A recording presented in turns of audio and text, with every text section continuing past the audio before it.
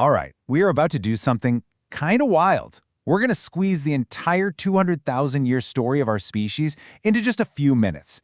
This is a journey that starts way, way before any pyramids or empires on a planet that, honestly, our ancestors would barely recognize as our own. So let's start with this number because it defines everything. 200,000 years. I mean, what does that even mean? Well, it's something like 10,000 generations of your ancestors.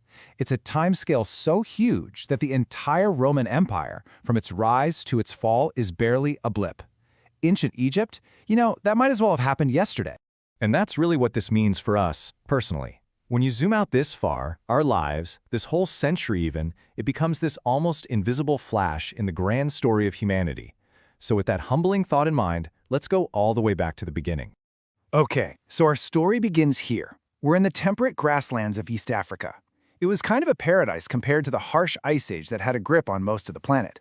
And this was the world of the very first Homo sapiens. Now, if you're picturing some primitive, grunting cave dweller, you are in for a big surprise. Yeah, forget that whole caveman stereotype. These are people who were incredibly sophisticated. They were expert hunters who had totally mastered fire and were making complex tools. They lived together, they worked together in communities, and get this, we have proof they traveled hundreds of kilometers, all on foot, just to get specific materials like obsidian for their tools.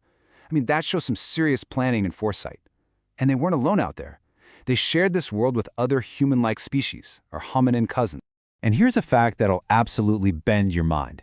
Every single person alive right now is connected. Seriously, through our mothers and their mothers and their mothers before them, we can trace an unbroken genetic line all the way back to one single woman who lived in this ancient African world. We call her mitochondrial Eve.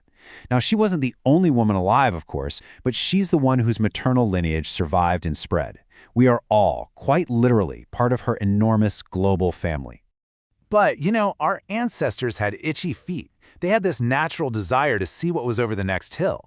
For tens of thousands of years, they explored Africa. But actually leaving the continent, that presented a whole new level of challenge.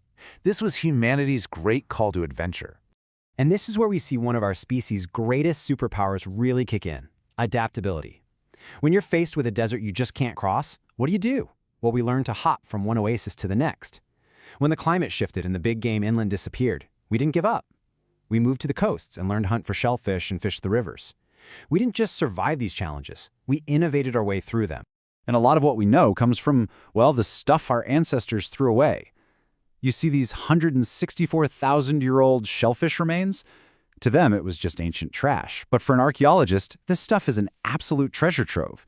It's a perfect window into how our ancestors changed their diets and conquered totally new environments. So this incredible adaptability brings us to a real head-scratcher. We found human tools on the island of Crete that are 130,000 years old, but how on earth did they get there? The oldest boat we have ever found is tens of thousands of years younger than that. We don't know how they crossed the open sea. But the fact that they did proves they were capable of these incredible feats that, even today, we can't fully explain. So as humans started to spread out from Africa, moving into Asia and Europe, the pace of change really started to pick up. We were running into new climates, new challenges, and importantly, new cousins, other species of hominins who had been living out there for millennia. This whole period was just a whirlwind. We see the very first sparks of abstract thought, things like symbols carved into bone. We had a terrifying brush with extinction when the Toba supervolcano erupted, an event so massive it might have cut our entire global population down to just a few thousand people. But we bounced back, we recovered, and we kept innovating, creating absolute game changers like the bow and arrow. And right in the middle of all this, our closest evolutionary cousins, the Neanderthals, they just vanished from the fossil record. But here's the twist. They didn't disappear completely. In what is one of the most stunning discoveries in modern genetics, we've learned that their story actually lives on, inside of us. When our ancestors met Neanderthals and another group called the Denisolvans, they didn't just compete with them, they interbred. And today, a small but significant percentage of their DNA is still carried by billions of humans living outside of Africa. Now, let's just pause on this number for a second.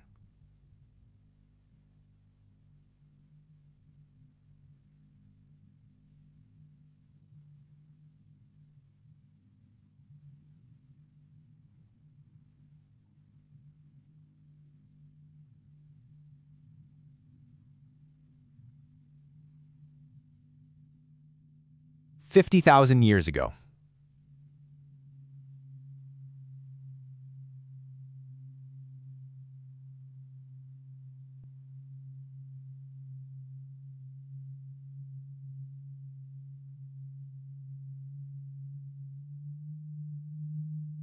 Because right around this time, something truly profound happens. And it's not a change in our bodies, but a complete revolution in our minds. And this is the absolute key. See, for over 100,000 years, we were what you'd call anatomically modern. We had the same bodies, the same brains we have today. But it was around this time that we became behaviorally modern. Our inner world just burst into life.